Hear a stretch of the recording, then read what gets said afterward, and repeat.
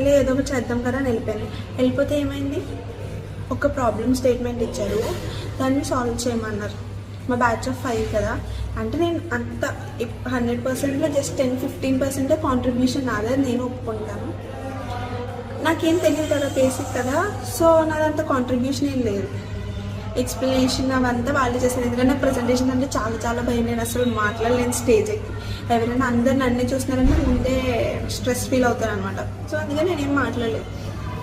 మా బ్యాచ్లో ఎవరు కూడా రన్నర్ అవ్వాలి, విన్నర్ అవ్వాలి అసలు ఏమీ లేదు. జస్ట్ ఏదో ఇచ్చామా అయిపోయింది, అంటే ఎవరికి తెలియదు వస్తామని. జస్ట్ అప్పటికప్పుడు నామినేట్ చేశారు, సో అప్పటికప్పుడు వచ్చేసాము, స్టేట్మెంట్ ఇచ్చారు, చేసాము, వెళ్ళి ప్రజెంట్ చేసాము, అయిపోయింది అంతే.